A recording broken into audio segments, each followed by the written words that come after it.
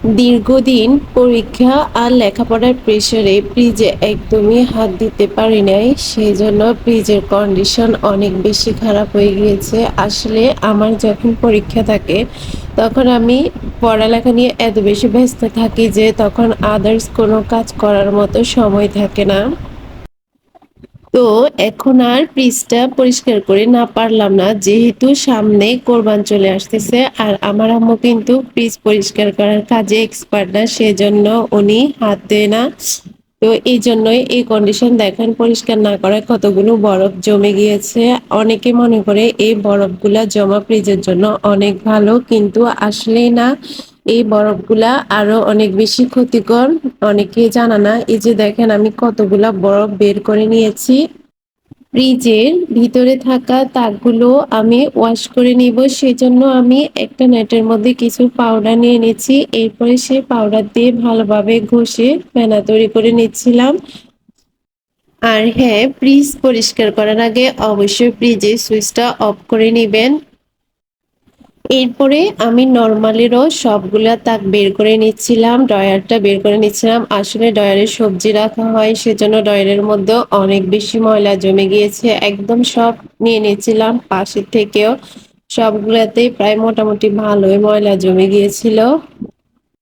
এখন আমি সবগুলা তাক একইভাবে ওয়াশ করে নিয়ে আসলাম এবং একটি মাদুরের মধ্যে শুকাতে দিয়ে দিলাম। আর অবশ্যই পাখাটা চালিয়ে দিলাম, তাহলে তাড়াতাড়ি শুকিয়ে যাবে। এরপরে একটা শুকনা পরিষ্কার কাপড় নিয়ে নিলাম আর সেই কাপড় দিয়ে ফ্রিজের যে বাড়তি পানি ময়লা ছিল সবগুলা হাত দিয়ে আস্তে আস্তে মুছে নিচ্ছিলাম। একদম শুকনা কাপড় দিয়ে মুছলে সুবিধা হচ্ছে, এক্সট্রা পানিগুলো কাপড়টি নিয়ে নিবে। সেম ভাবে আমি নরমালের অংশটাও মুছে নিচ্ছিলাম। আর অবশ্যই গ্যাস পাইপটা সাবধানে মুছে নিতে হবে। সবকিছু একবার শুকনা কাপড়ে এভাবে মুছে নেওয়ার পর কাপড়টিকে ভালোভাবে ধুয়ে পরিষ্কার করে নিয়ে এসে একদম পানিগুলো চিপে ফেলে দিয়ে এরপরে আবার ভালো করে মুছতে হবে। এই যে আমার ফ্রিজটা পরিষ্কার করা শেষ, দেখে বোঝা যাচ্ছে কতটা ভালোভাবে পরিষ্কার করেছি। আসলে ফ্রিজ পরিষ্কার করা অনেক কষ্টের ব্যাপার।